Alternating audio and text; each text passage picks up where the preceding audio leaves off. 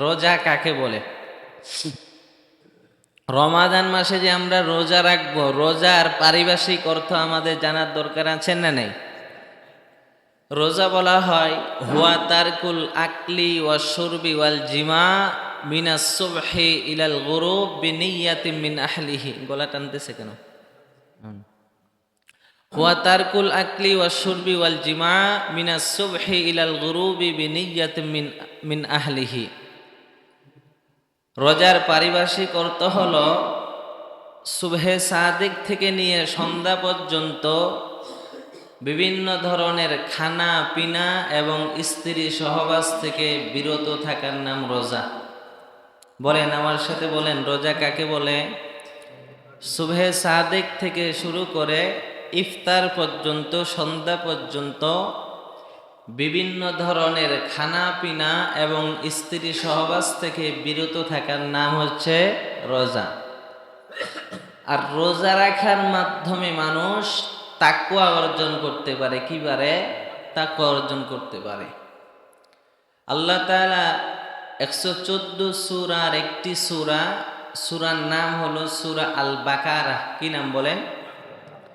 সূরা বাকারার 183 নম্বর আয়াতে আল্লাহ তাআলা বলেন, ইয়া আইয়ুহাল্লাযীনা আমানু কুতিবা আলাইকুমুস সিয়াম।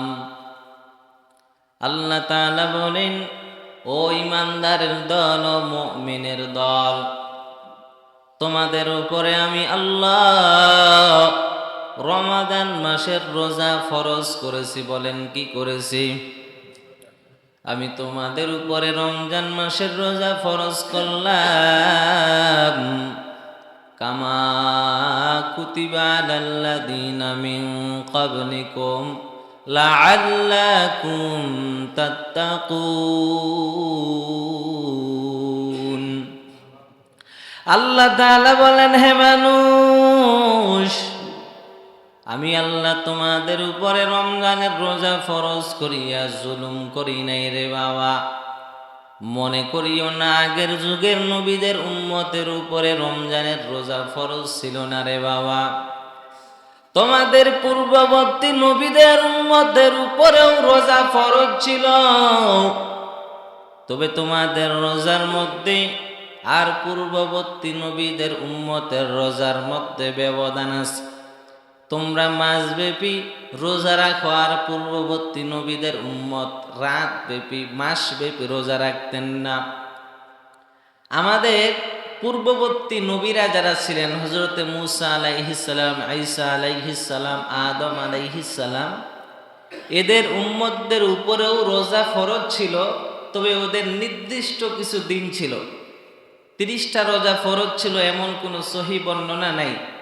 হয়তোবা নির্দিষ্ট মুহররমের দিনে রোজা ফরজ ছিল, বা আরও কিছু দিনের জন্য ফরজ ছিল, কিন্তু 30 দিন এবং রমজান মাসের রোজা তাদের ফরজ ছিল না। কিন্তু রোজা ফরজ ছিল নির্দিষ্ট কিছু দিনের জন্য।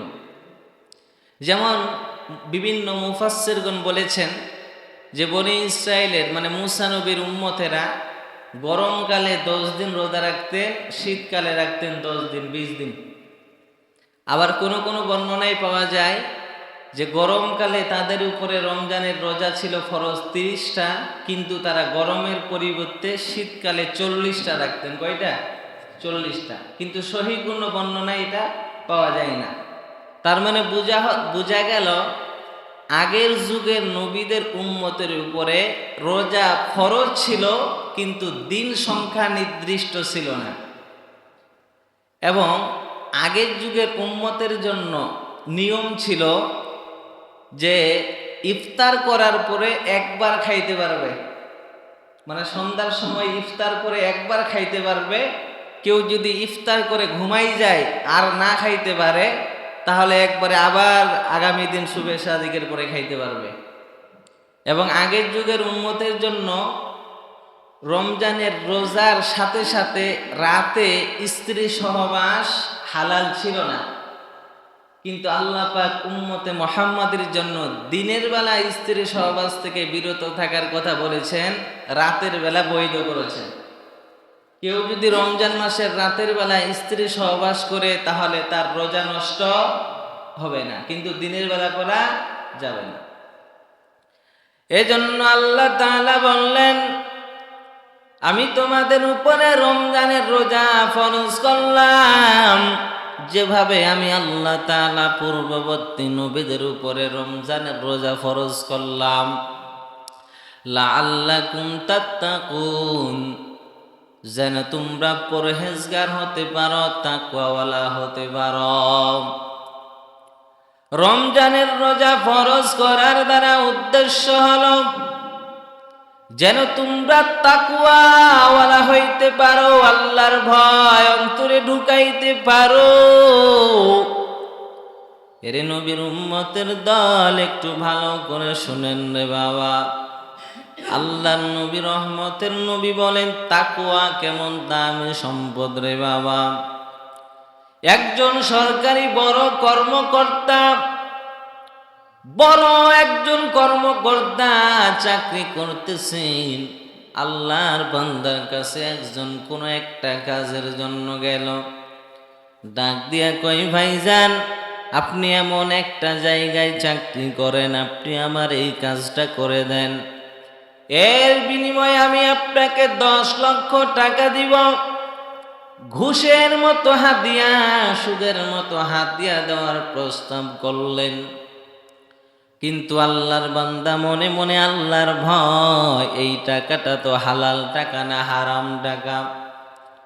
আল্লাহর বান্দা এবার স্ত্রীর সাথে পরামর্শ করেন, বিবি আমার, এমন একটা জায়গায় আমি চাকরি করি, প্রতিদিন আমার এখানে ঘুষের মতো অফার আসে। ও বিবি আমার, 10 লাখ টাকা এক বান্দা আমাকে ঘুষ দিবে, বিনিময়ে একটা কাজ করে দিতে হবে।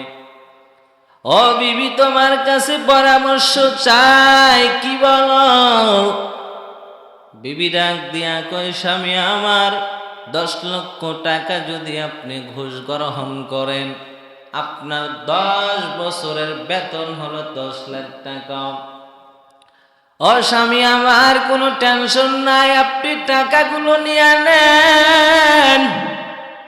আল্লাহর বান্দা এবার ছেলের সাথে পরামর্শ করে, ও সন্তান, 10 লক্ষ টাকার ঘুষের একটা অফার পাইছি, এই টাকাটা আমি গ্রহণ করব নাকি করব না, পরামর্শ চাই। সন্তান বলে, বাবা আমার, এই টাকাটা আপনি যদি নিয়ে নেন তাহলে আমরা স্বাচ্ছন্দ্যময় জীবন যাপন করতে পারব, অতএব আপনি টাকাটা নিয়ে নেন। আল্লাহর বান্দার মনে মনে বড় ভয়, এই টাকাটা যদি আমি গ্রহণ করি হয়তো বা দুনিয়ার কেউ দেখবে না, কিন্তু আমার একজন রব আছে, আমার একজন আল্লাহ আছেন। দুনিয়ার কেউ যদি নাও বা দেখে, একজন আমার রব দেখেন কিনা বলেন। আল্লাহর বান্দা এবার নবীজির একটা হাদিস মনে পড়ে গেল। আল্লাহর নবী, রহমতের নবী বলেন, লাআনা রাসূলুল্লাহ সাল্লাল্লাহু আলাইহি ওয়াসাল্লাম আকিলার রিবা ওয়া মুকিলাহু ওয়া কাতিবাহু ওয়া শাহিদাইহি ওয়া ক্বালাহুম সাওয়া। আল্লাহর নবী লানত করেছেন, অভিশাপ দিয়েছেন, যেই বান্দা সুদ দেয় আর যেই বান্দা সুদ খায়, যেই বান্দা সুদ দেয় আর যেই বান্দা সুদ খায়, এদের উপরে আমার নবীর লানত। ওয়া কাতিবাহু, সুদের লেখক আছে না নাই?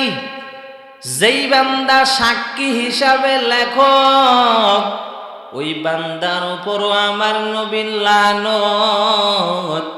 এবার নবী বললেন, ওয়া শাহিদাইহি, সুদের 2 জন সাক্ষীদাতা আছে না নাই?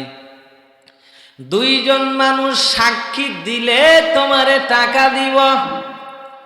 2 জন সাক্ষীদাতার উপরও আমার নবীর লানত। ওয়া ক্বালাহুম সাওয়াউন, আর রহমতের নবী বলেন, গুনার ক্ষেত্রে যেই লোকটা সুদ দেয়, যে সুদ খায়, এদের যেমন গুনাহ হয়, যেই বান্দা সুদের সাক্ষী দিবে, সুদের লেখক হয়ে যাবে, ওই বান্দাদের গুনাহ কিন্তু সমান। এরে নবীর উম্মতের দল, নবী বলেন আর-রিবা সাবউনা হুবা আইসারুহা আইয়ানকিহার রাজুলু উম্মাহু। নবী বলেন সুদের গুনাহের 70টা স্তর রয়েছে। কয়টা? সর্বনিম্ন গুনাহ হলো নিজের মায়ের সাথে জিনা করার সমতুল্য। নাউযুবিল্লাহ বলেন। এরে নবীর উম্মতের দল, এবার আল্লাহর বান্দার বিবি বলেন, স্বামী আমার, আপনি 10 লাখ টাকার অফার পাইছেন, নিয়ে নেন।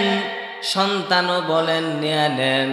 কিন্তু আল্লাহর বান্দার ভিতরে আল্লাহর এমন ভয়, আল্লাহর বান্দা বলে না না, দুনিয়ার কেউ যদি নাই দেখেন, আমার মালিক আমার আল্লাহ যে রবের কাছে আমাকে আপনাকে সবাইকে ফিরে যেতে হবে, ওই আল্লাহ তো আলিমুল গায়ব। যেই আল্লাহ মানুষের মনের কল্পনার খবর পর্যন্ত জানেন। মানুষ মনে মনে কি কল্পনা করে এখনো কাউকে বলে নাই, কিন্তু আমার আল্লাহ এমন আল্লামুল গায়ব, আমার আল্লাহ মানুষের মনের কল্পনাটার খবরও জানে রে বাবা। এবার বান্দা বলেন না না, আমি এই সুদের টাকা নিতে পারবো না। আল্লাহু আকবার। আমি এই ঘুষের টাকা নিতে পারবো না, কারণ দুনিয়ার আযাব সইতে পারবো, দুনিয়ার সামান্য কয়দিনের কষ্ট আমি সহ্য করতে পারবো, কিন্তু আমি মরার পর আমার কবরে যদি জাহান্নামের আগুন জ্বালায় দেওয়া হয়, আমি সহ্য করতে পারবো না। এর নাম হলো তাকওয়া। আল্লাহর বান্দা রাতের বেলা শীতের সময় আল্লাহর বান্দা স্ত্রী সহবাস করার পর আল্লাহর বান্দা কম্বল লেপ গায়ে দিয়া ঘুমায়। এমন সময় ফজরের নামাজের সময় হয়ে গেল, মসজিদে মুয়াজ্জিন আযান দিয়া দিল। এমন সময় আল্লাহর বান্দা বলেন, আমি তো বড় নাপাক, এখন ঠান্ডা পানি দিয়ে গোসল করার মতো আমার ক্ষমতা নাই। কিন্তু আল্লাহর বান্দা বারবার মনে করি, এই দুনিয়ার সামান্য ঠান্ডা কিছুই না, মরণের পর আমার আল্লাহর আযাব বড় কঠিন হয়ে যাবে। এক পর্যায়ে আল্লাহর বান্দা আরামের ঘুমটা নষ্ট করিয়া কম্বল আনলে ফালাইয়া ঠান্ডা পানি দিয়া গোসল করিয়া ওযু বানাইয়া আল্লাহর বান্দা মসজিদে হাজির। এর নাম হলো তাকওয়া, এর নাম হলো আল্লাহর ভয়। ও ভুইসলুটি এলাকার মুসলমান, ও আমার কলিজার যুবক, ও বৃদ্ধ বাবাজি, অন্তরের কানটা লাগাইয়া শুনেন রে বাবা। রোজার উদ্দেশ্য হলো তাকওয়া অর্জন করা, আল্লাহর ভয় অর্জন করা রে বাবা। তুমি রোজা রাখছো, যদি লুকাইয়া লুকাইয়া খাও তোমারে কেউ দেখবে না, কিন্তু কোন আল্লাহর বান্দা রোজা রাখিয়া লুকাইয়া গোপনে খাই না, কারণ আল্লাহর বান্দা জানে এই যে আমি সারাটা দিন রোজা রাখছি একমাত্র কার ভয়? আল্লাহর ভয়ে আমি রোজা রাখছি, আমার কোনো খাওয়ার কোনো অবকাশ নাই। এমন ক্ষুধা, আমার সামনে বিরিয়ানি, খুরমা, পোলাও, খাবারের আইটেমের অভাব নাই। ও বান্দা, ইফতারের সময় যখন হয়ে যায় আমার সামনে খাবারের অভাব নাই, কিন্তু সময়ের জন্য বারবার ঘড়ির দিকে তাকাই রে বাবা, 1 মিনিট আগে খাওয়ারও কোনো সুযোগ নাই, পেটে এত ক্ষুধা, কিন্তু আল্লাহর বান্দা সময় না হইলে খাই না, কথা কোন ঠিক কিনা? এরে নবীর উম্মতের দল, আল্লাহর ভয়, আল্লাহর নবী রহমতের নবী ডাক দিয়া কয়, উম্মত ভালো করে শুনে নাও। قال رسول الله صلى الله عليه وسلم من لم يدع قول الزور والعمل به فليس لله حاجة في أن يدع طعامه وشرابه। আল্লাহর নবী রহমতের নবী বলেন, যেই বান্দা রমজান মাসের রোজা রাখিয়া পাপ কাজ ছাড়তে পারল না, গুনার কাজ ছাড়তে পারল না, মিথ্যা বলা ছাড়তে পারল না, ওই বান্দার ক্ষুধার্ত থাকা আমি আল্লাহর কোনো প্রয়োজন নাই। কি বুঝলেন? রমজান মাসের রোজা রেখে যদি আপনি মিথ্যা কথা বলেন, আগের মতো পাপ কাজ করতেই থাকেন, তাহলে আপনার ক্ষুধার্ত থাকা আল্লাহর কোনো কি নেই, প্রয়োজন নেই। এক কথা বলতে পারেন, সে রোজা রাখলে তার রোজাটা আল্লাহর কাছে কি হবে না, কবুল হবে না, গ্রহণযোগ্য হবে না। হ্যাঁ, রমজানের ফরজিয়ত আদায় হয়ে যাবে। রমজানের রোজাটা যে আপনার উপরে ফরজ ছিল, এই ফরজের হক আদায় হয়ে যাবে, কিন্তু রোজাটা রাখলে যেই পরিমাণ সওয়াব পাওয়া যায়, তো সেই সওয়াব আপনি পাবেন না। তাহলে রমজান মাসে রোজা রেখে মিথ্যা কথা, পাপাচার, মানুষকে গালি দেওয়া, এগুলো কাজ করলে আমার আপনার রোজাটা আল্লাহর কাছে কবুল হবে?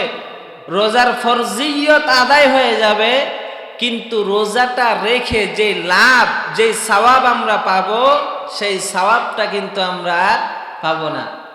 এজন্য আমরা আগামী মাস রমজান আসতেছে, রমজান মাসে সবাই আমরা রোজা রাখার চেষ্টা করব। আমাদের উপরে রমজান মাসের রোজা ফরজ কিনা বলেন?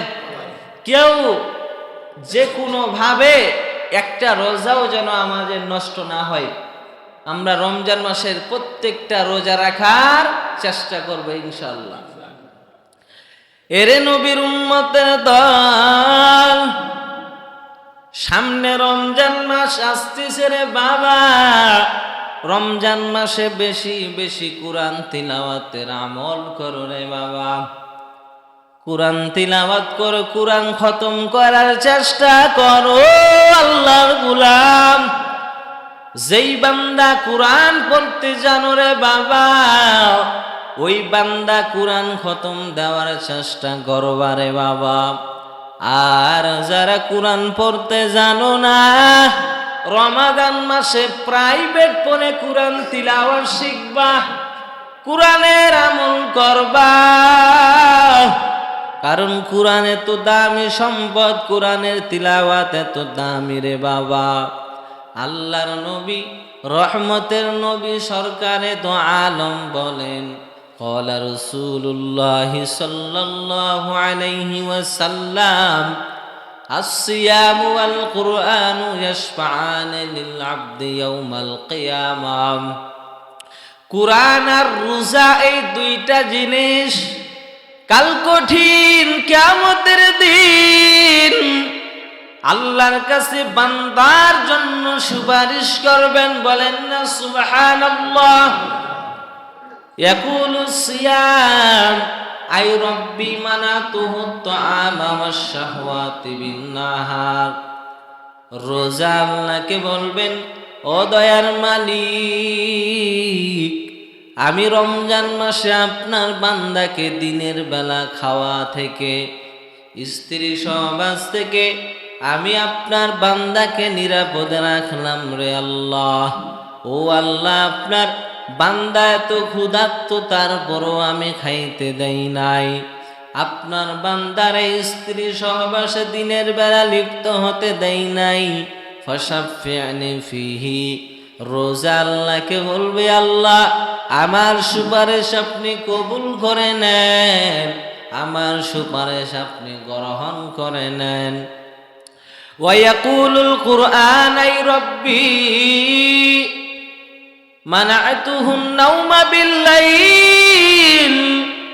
এবার কুরআন আল্লাহকে বলবে, আল্লাহ আমি কুরআন আপনার বান্দারে রাতের বেলা ঘুমাইতে দেই নাই রে আল্লাহ।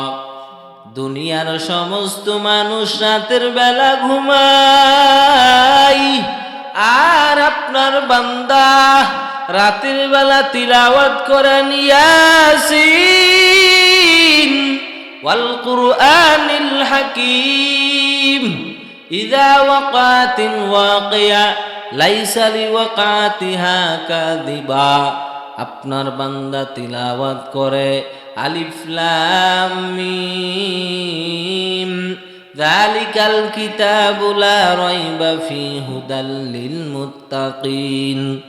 দুনিয়ার সব মানুষ আরামের ঘুম ঘুমায়, এই ঠান্ডার ভিতরে সব মানুষ আরামের ঘুম ঘুমায়, আর আপনার এই বান্দারে আমি কুরআন রাতের বেলা ঘুমাইতে দেই নাই। আপনার বান্দা রাতের বেলা কম্বল ফালাইয়া লেপটারে ফালাইয়া কুরআনুল কারীমটা নিয়ে কুরআনের তিলাওয়াত করতেছে রে আল্লাহ। ফাশাফি'নি ফিহি, ও আল্লাহ আপনি আমার সুপারিশ কবুল করে নেন আল্লাহ। এই বান্দার গুনাহগুলো মাফ করে দেন, জান্নাতের মেহমান বানাইয়া দেন। এবার হাদিসের রাবি বলেন, ক্বালা ফাশাফাআন। আল্লাহর নবী রহমতের নবী বলেন, আমার আল্লাহ রোজার কুরআনের সুপারিশ করার কারণে এই রোজার সুপারিশ কুরআনের সুপারিশ কবুল করিয়া যেই বান্দা দুনিয়াতে কুরআনের তিলাওয়াত করছে, যেই বান্দার একটা রোজাও মিস করে নাই, আমার আল্লাহ পাক ওই বান্দাদেরকে কুরআন আর রোজার ও সুপারিশের কারণে জান্নাতের মেহমান বানায় দিবেন। বলেন না সুবহানাল্লাহ। রমজান মাসে বেশি বেশি কুরআন তিলাওয়াত করব। যারা কুরআন পড়তে পারেন না, যারা এলাকার আলেম আছেন, তাদের কাছে রমজান মাসে প্রাইভেট করবেন, অবসর সময়টা কাজে লাগাবেন, কুরআনের শুদ্ধ তিলাওয়াত শিখবেন। তাহলে এই কুরআন আর রমজানের রোজা, এই দুইটা জিনিস কাল কিয়ামতের ময়দানে আমার আপনার জন্য সুপারিশ করবেন, এবং তাদের সুপারিশ আল্লাহ কবুলও করবেন। তাহলে রমজান মাসে বেশি বেশি কুরআন তিলাওয়াত করব কিনা? রমজান মাসে বেশি বেশি কুরআন তিলাওয়াত করতে হবে। এই রমজান মাস এত দামি মাস, আমার মায়ার নবী রহমতের নবী রমজান মাসে আরো বেশি পরিমাণ দানবীর হয়ে যেতেন রে বাবা। অন্য মাসের তুলনায় আমার নবী রমজান মাসে বেশি বেশি দান করতেন। হাত খুলে খুলে আমার নবী দান করতেন। ও বাবা, যাদের ইফতার কিনার টাকা নাই, তুমি ইফতার কিনিয়া দাও রে বাবা। যাদের ঘরে খাবার নাই, ইফতারের আয়োজন নাই, খাবারের ব্যবস্থা করিয়া দাও। কারণ আমার মায়ার নবী এই রমজান মাস অন্য মাসের তুলনায় আমার নবী রমজান মাসে বেশি বেশি দান করতেন। আর আমার আপনার হালত হলো রমজান মাসে আমরা কৃপণ হয়ে যাই, ঠিক কিনা? রমজান মাসে আমরা কৃপণ হয়ে যাই। রমজান মাসে রাসূলুল্লাহ সাল্লাল্লাহু আলাইহি সাল্লাম হাত খুলে দান করতেন, মুক্ত বাতাসের ন্যায় নবী আমার হাত খুলে দান করতেন। আর আমরা দানের কথা শুনলে পকেট থেকে টাকা বের করতে চাই না। আমাদের সমাজে এমন লোক আছে না নেই? হ্যাঁ, আমরা মুহাম্মদ সাল্লাল্লাহু আলাইহি ওয়াসাল্লামের উম্মত, আমাদের বৈশিষ্ট্য, আমাদের আইডল হবে আমাদের নবী মুহাম্মদ সাল্লাল্লাহু আলাইহি ওয়াসাল্লাম। আমাদের নবীজি যা করেছেন আমাদেরকেও তাই করতে হবে। কথা বলেন ঠিক কি না? তাহলে নবী অন্য মাসের তুলনায় রমজান মাসে বেশি পরিমাণ দান করতেন। আমরা প্রস্তুতি নিয়ে নেই রমজান মাসে ইনশাআল্লাহ। যাদের ঘরে ইফতারি নাই তাদের ইফতারি কেনার দায়িত্ব নিয়ে নিলাম। এলাকার যুব সমাজ আপনারা সচেতন হন।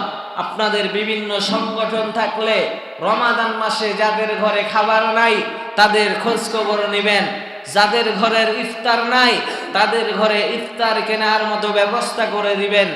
এই চেষ্টা করবেন কিনা? আল্লাহ তাআলা আপনাদের কবুল করুন।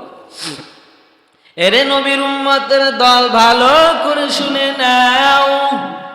ও আমার কলিজার যুবক ভাই ও বৃদ্ধ বাবাজি, অন্তরের কানটা লাগাইয়া শোনো। এই রমজানে যদি একটা নফল ইবাদত করো, অন্য মাসে একটা ফরজ ইবাদতের সমান। আল্লাহু আকবার। অথচ হাজার হাজার নফল ইবাদত যদি এক পাল্লায় রাখা হয়, আপনার সারা জীবনের নফল নামাজ যদি এক পাল্লায় রাখা হয়, একটা ফরজ যদি অন্য পাল্লায় রাখা হয়, আল্লাহর কসম করে বলি ফরজের পাল্লাটা ভারী হয়ে যাবে।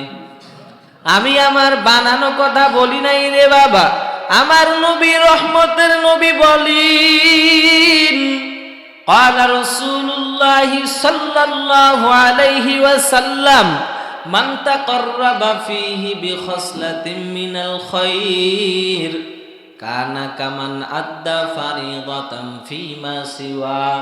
আল্লাহর নবী বলে, উম্মত, রমাদান মাসে কোনো বান্দা যদি একটা নফল আমল করে, অন্য মাসে একটা ফরজ আদায় করার সমান।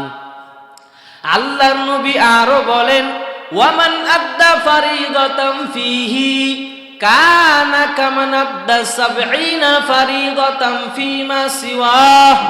আল্লাহর নবী রহমতের নবী বলেন, কোন বান্দা যদি রমজান মাসে একটা ফরজ আদায় করে নেয়, অন্য মাসে 70টা ফরজ আদায় করার সমান।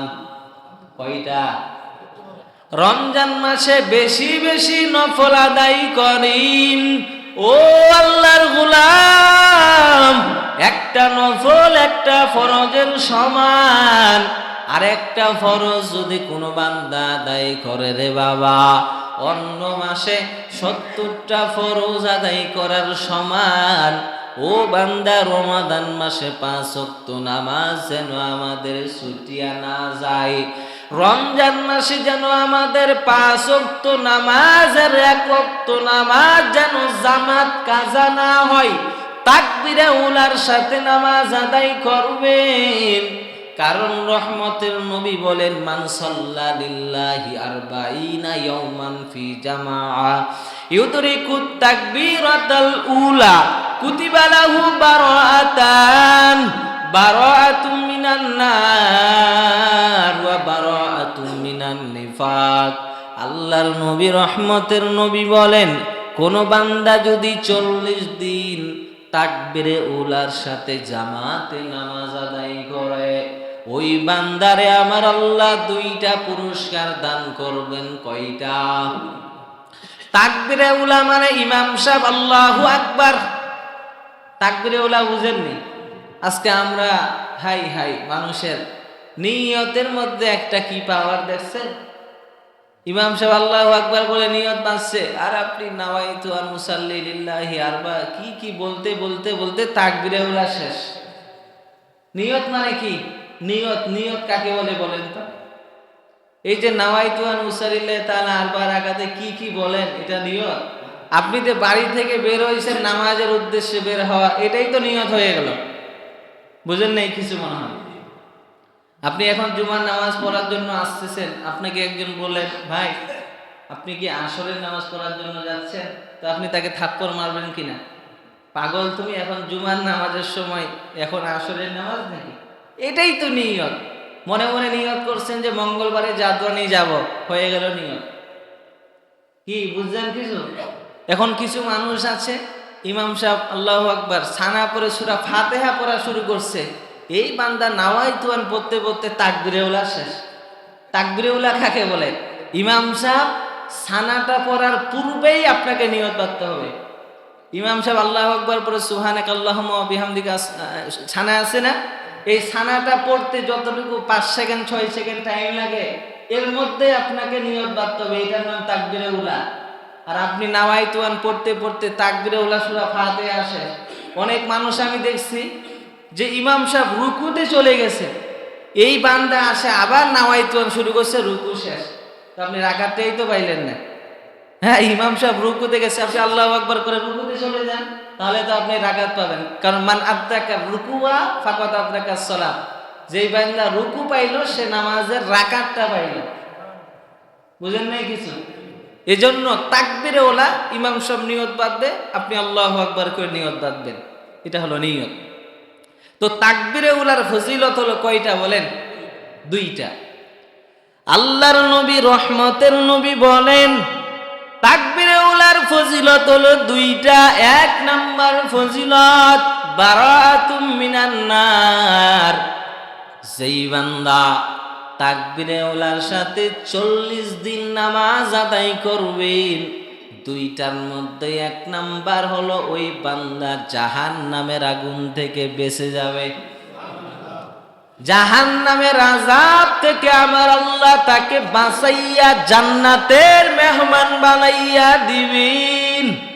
দুই নাম্বার ফজিলত ওয়া বারাতুম মিনান নিফাক, দুই নাম্বার ফজিলত হলো মুনাফিকের লিস্টে যদি নাম থাকে আমার আল্লাহ তোমার নামটা কেটে দিবেন। ও বান্দা, মুনাফিক কারে কয় জানেননি? মুনাফিক মানে হলো আপনার সাথে মিলে চলতেছে, আরেকজনের সাথে আপনার বদনাম করে, এর নাম মুনাফিক। সাহাবা একরামের জামানাও মুনাফিক ছিল। মুনাফিক মার্কা সাহাবা একরাম যুদ্ধের ময়দান থেকে পিছনে ভেগে চলে আসতো। মাঝে মধ্যে সাহাবা একরামের সাথে থাকতো, রাতের গভীরে কাফেরদের সাথে মিলেমিশে গল্প করত। কাফেররা যখন বলতো এ তোরা তো মুসলমানদের সাথে 24 ঘন্টা থাকো, আমাদের সাথে আবার কেন আসলা? এবার মুনাফিক মার্কা মুসলমানরা বলতেন আমরা তো মুসলমানদের সাথে থাকতাম তাদের কলা কৌশলগুলো তোমাদের কাছে বলে দেওয়ার জন্য। বুঝতে পারছেন কিছু? মাঝে মধ্যে আবু বকর রাদিয়াল্লাহু তাআলা আনহু, সাহাবা একরামের কেমন হাল ছিল রে বাবা! সাহাবা একরাম যখন নবীজির মজলিসে থাকতেন, সাহাবা একরামের অবস্থা অন্যরকম থাকতো রে বাবা। আবার যখন সাহাবা একরাম ঘরে যাইতেন, তাদের মন মানসিকতা একটু পরিবর্তন হয়ে যেত। মাঝে মধ্যে আবু বকর রাদিয়াল্লাহু তাআলা আনহু আল্লাহর নবীর সাহাবী হুযায়ফা ইবনুল ইয়ামান, এই সাহাবীর কাছে আমার নবী মুনাফিকদের কিছু নাম লিখে লিখে এই সাহাবীর কাছে জমা রাখছিলেন রে বাবা। মাঝে মধ্যে আবু বকর রাদিয়াল্লাহু তাআলা আনহু এই হুযায়ফা ইবনুল ইয়ামানের কাছে গিয়া বলতেন, রে হুযায়ফা, তোমার মুনাফিকের লিস্টের মধ্যে নবীজি যেই নামগুলো লেখাইছে, আমি আবু বকরের নামটা আছে কিনা আমাকে বলো। মাঝে মধ্যে হযরত উমর গিয়া বলতেন, রে হুযায়ফা, মুনাফিকের লিস্টের মধ্যে আমি উমরের নাম আছে নাকি দেখো। হুযায়ফা ইবনুল ইয়ামান বলেন, ও নবীর সাহাবী আবু বকর উমর, আপনারা তো এত দামি সাহাবী, দুনিয়াতে থাকতে আমার আল্লাহ আপনাদেরকে জান্নাতে টিকিট দিয়েছেন। মুনাফিক মার্কা মুসলমান আপনার সামনে এক ধরনের কথা বলবে, বাইরে গেলে আর এক ধরনের কথা। এমন লোক আমাদের সমাজে আছে না নাই? কয়েক জুমা আগে বলেছিলাম মুনাফিকের আলামত 3টা। কয়টা? আয়াতুল মুনাফিকে সালাসুন, ইজা হাদ্দাসা কাযাবা, কথায় কথায় মিথ্যা বলা মুনাফিকের স্বভাব। 2 নাম্বার ওয়া ইদা ওয়াদা আখলাফা, মুনাফিক যদি ওয়াদা করে, অঙ্গীকার করে, অঙ্গীকার পূরণ করবে না। 3 নাম্বার ওয়া ইদা তুমিনা খানা, মুনাফিক যদি কারো আমানত রাখে, আমানতের খেয়ানত করবে। শিয়ালের কাছে মুরগি আমানত দিলে যেমন আমানতের খেয়ানত করবে না, মুনাফিক মার্কা মুসলমানের কাছে কিছু কথা বললে আমানত থাকবে না। কি বুঝলেন? মুনাফিক মার্কা মুসলমানের কাছে যদি একটা গোপন কোনো কথা বলে, এর কাছে গোপন থাকবে না, আরেকজনকে বলবে, আবার বলবে তুই কাউকে বলিস না। এমন লোক আছে না আমাদের সমাজে? কিছু বলবেন? হ্যাঁ বলেন, আসেন।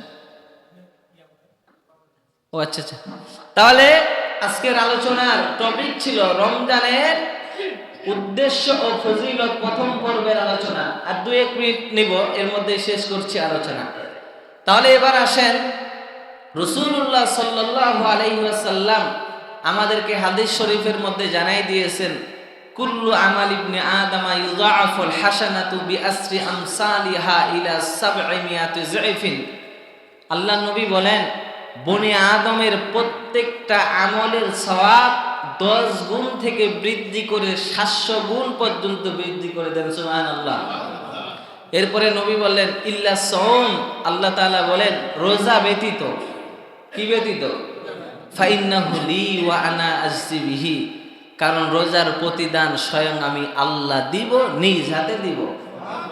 আল্লাহ যার প্রতিদান নিজ হাতে দিবে, জান্নাত ছাড়া আর কিছুই হতে পারে না। এজন্য রমজানের রোজা আমরা রাখবো। আরেকটা হাদিস বলে আমি আজকের আলোচনা শেষ করছি। গরমের দিন রোজা রাখার ফজিলত। কিসের দিন বলেন? গরমের দিন রোজা রাখার ফজিলত হলো, আল্লাহ রাসূল বলেন, ইন্নাল্লাহা তাবারাকা ওয়া তাআলা ক্বাদা আলা নাফসিহি আন্নাহু মান আ'তাসা নাফসাহু লাহু ফি ইয়াউমিন সাইফিন সাকাহুল্লাহু ইয়াউমাল আতাশ। আল্লাহর নবী বলেন, যেই বান্দা রমাদান মাসের রোজা, অর্থাৎ গরমের রোজা, রমজানের হোক নফল রোজা হোক, যেটাই হোক না কেন, গরমের দিনে যেই বান্দা রোজা রাখবে, আল্লাহ পাক কিয়ামতের দিন তাকে পানি পান করাবেন। সুবহানাল্লাহ। এটা নিজের উপরে আল্লাহ তাআলা দায়িত্ব করে নিয়েছেন। আল্লাহ তাআলা রমজান সম্পর্কে প্রথম পর্বের আলোচনার উপরে আমল করার তৌফিক দান করুন। ওয়া আসসালামু আলাইকুম ওয়া রাহমাতুল্লাহি ওয়া বারাকাতুহু।